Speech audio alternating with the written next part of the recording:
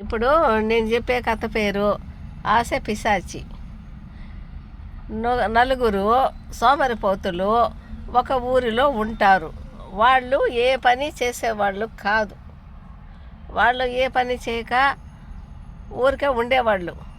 వాళ్ళల్లో వాళ్ళు మాట్లాడుకుంటూ మనం ఈజీగా డబ్బులు సంపాదించే మార్గం ఏమైనా ఉందా అని ఆలోచన చేశారు వాళ్ళు.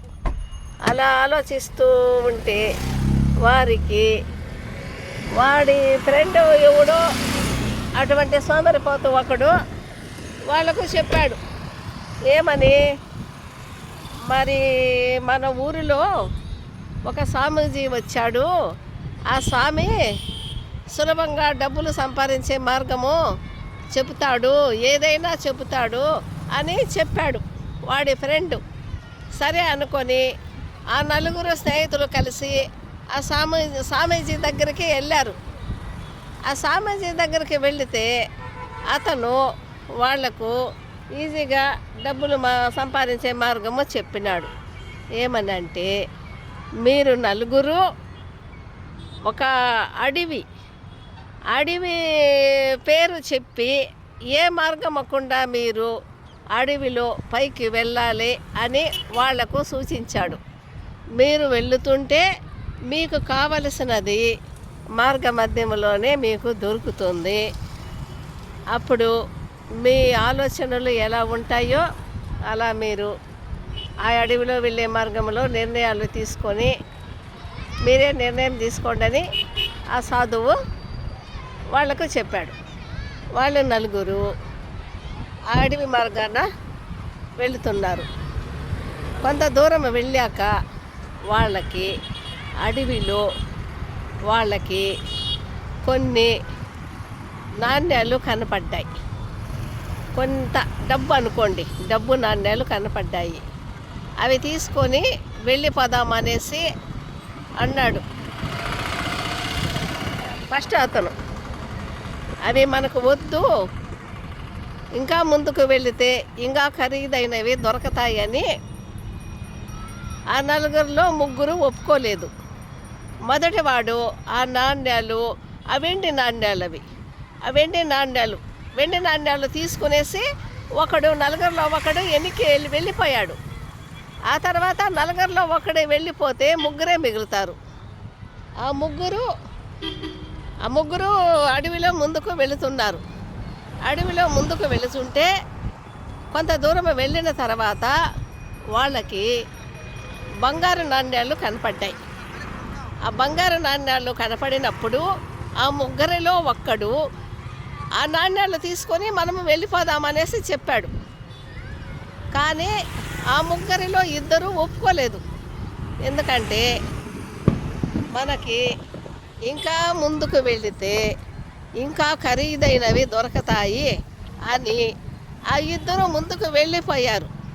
ఆ ఇద్దరు ముందుకు వెళ్ళిపోయాక ఆ రెండవ వ్యక్తి ఆ బంగారు నాణ్యాలు తీసుకొని వెనక్కి వెళ్ళిపోయాడు.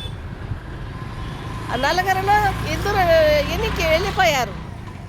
ఆ ఇద్దరు ముందుకు వెళ్ళిపోయారు. ముందుకు వెళ్ళుంటే వాళ్ళకి కొంత దూరం వెళ్ళిన తర్వాత వజ్రాలు, వైడూర్యాలు ఖరీదైనవి వాళ్లకు కనపడ్డాయి. అవి తీసుకొని మనము వెళ్ళిపోదామని ఆ ఇద్దరిలో ఒక్కడు చెప్పాడు.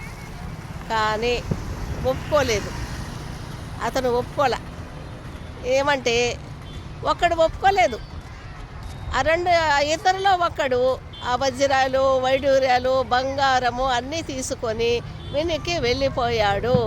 ఆ ముగ్గురు ఏది దొరికిందో అది తీసుకొని వాళ్ళు తృప్తిగా వెనక్కి వెళ్ళిపోయాడు.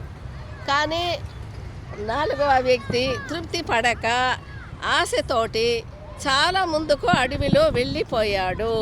అతను చాలా దూరము అడవిలో వెళ్ళిన తర్వాత ఆ పైన ఒక గుండు కింద ఒక వ్యక్తి ఎవరు మూలిగినట్లుగా అనిపించింది. అతను ఆ మూలుగుచున్న వ్యక్తిని చూసి ఎవరని ఆ గుండె కింద చూశాడు. అతని నెత్తిన ఒక చక్రము తిరుగుచున్నది. ఒక చక్రము తిరుగుచున్నది. ఆ చక్రం తిరుగుతూ ఆ వ్యక్తి మూలుగుచున్నాడు. అతని దగ్గరికి వెళ్ళి నువ్వు ఎవరు, ఇక్కడ ఎందుకున్నావు అనేసి అడిగారు. అప్పుడు అడిగినప్పుడు ఆ వ్యక్తి నీలాగానే నేను ఆశతోటి ముందుకు వచ్చాను. అక్కడ మార్గ మధ్యములో దొరికిన నాణ్యాలు, వెండివి, బంగారువి, కెంపులు, వజ్రాలు అవన్నీ కూడా నేను చూసి తృప్తి పడక ఆశ పిశాచిగా మారి నేను ముందుకు వచ్చాను. కాబట్టి ఇక్కడ ఈ చక్రం అనేది ఆశ పిశాచి అనే చక్రము నా నెత్తిన కూర్చున్నది. ఎవరైనా నాలాంటోడు ఆశపడి తృప్తి పడక ఇట్లా అడవిలో ముందుకు వస్తే ఈ చక్రము వెళ్ళి ఇప్పుడు నీ మీద కూర్చుంటున్నది. ఇప్పుడు నువ్వు నాలాగానే నువ్వు ఇక్కడ ఉండిపోవాల్సి వస్తుంది. మనలాగా ఆశ పడిన వాళ్ళు ఎవరైనా తృప్తి పడక ఇలా వచ్చారంటే అప్పుడు నీకు నాలాగా విముక్తి పడుతుంది.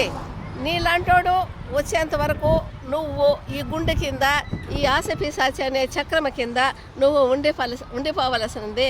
చూసారా, ఆశ పిశాచి మనిషి దొరికిన దానిలో ఉన్న దానిలో తృప్తి పడాలి. దొరికిన దానిలో తృప్తి పడక ఇంకా పై ఆశలు పెట్టుకొని ఇంకా ముందుకు వెళ్ళడం వలన ఆశ పిశాచి అనే చక్రము వాని నెత్తిలో కూర్చున్నది. వాడి లాంటోడు వచ్చేంత వరకు వాడి గతి అంతే. ఎప్పుడు కూడా తృప్తిగా, సంతోషంగా, ఆనందంగా ఉన్న దానిలో జీవించాలి.